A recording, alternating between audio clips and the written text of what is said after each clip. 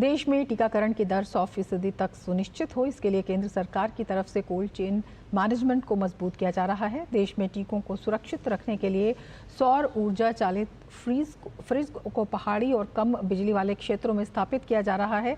राष्ट्रीय स्वास्थ्य एवं परिवार कल्याण संस्थान राष्ट्रीय कोल्ड चेन एवं टीका प्रबंधन केंद्र शुरू किया है, जो देश के सभी जिलों में कोल्ड चेन तकनीशियनों को प्रशिक्षण दे रहा है, ताकि इनमें आने वाली तकनीकी खामियों को स्थानीय स्तर पर ही ठीक किया जा सके।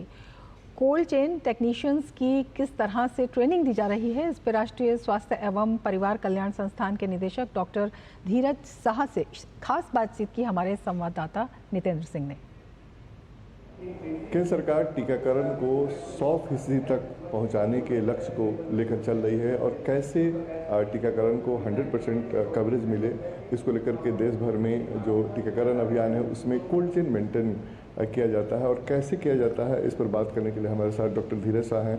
डॉक्टर साहब बताइए, कैसे आप कोल्ड चेन को मेंटेन करते हैं पूरे देश भर में, ताकि टीकाकरण की जो लक्ष्य है 100% का, उसको पूरा किया जा सके। जो कोल्ड चेन होता है, जो वैक्सीन का एक टेम्परेचर एक लोअर लेवल पे मेंटेन करना पड़ता है, जहाँ से वो बन रहा है मैन्युफैक्चरर लेवल से जहाँ तक वो पहुँच रहा है यूजर लेवल तक। सो उसके बीच में बहुत सारे जगह होती हैं, वो फैक्ट्रीज होती हैं जहाँ बन रहा है, उसके बाद वो एक सेंटर तक गवर्नमेंट में पहुँचता है, वहाँ पे बड़े बड़े फ्रीजर्स होते हैं, फिर उसके बाद में और कोल्ड चेन पॉइंट्स होते हैं जहाँ पे डीप फ्रीजर होते हैं, फिर छोटे पॉइंट्स होते हैं, डिस्पेंसरीज होती हैं जहाँ पे छोटे और फ्रीजर होते हैं। तो ये सारा एक कोल्ड चेन सिस्टम कहलाता है। तो हमारा संस्थान उस कोल्ड चेन सिस्टम को जो उनको मेंटेन करते हैं और जो जिनकी जिम्मेदारी उनको मेंटेन करने की है, उनकी ट्रेनिंग में हेल्प करता है। सोलर पावर का कैसे उपयोग करते हैं?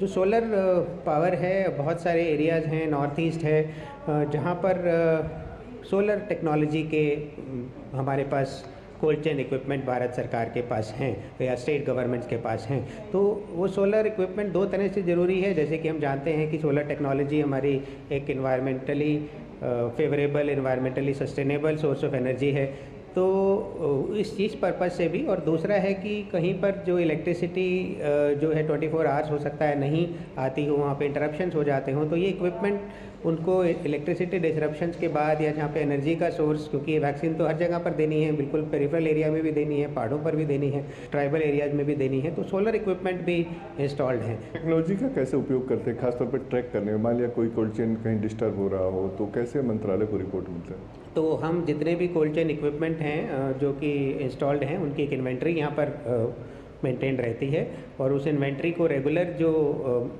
इलेक्ट्रॉनिक फॉर्म में इंटरनेट के माध्यम से, सॉफ्टवेयर के माध्यम से जो भी कोल्ड चेन के पॉइंट हैं वो उसमें डेटा एंट्री करते हैं और हम उसको मॉनिटर करते हैं कि कब कितना इक्विपमेंट कितनी देर तक ठीक रहा, कितनी देर तक ख़राब रहा। और हम सिर्फ मॉनिटर ही नहीं करते, हम उसकी ठीक कराने में हेल्प करते हैं।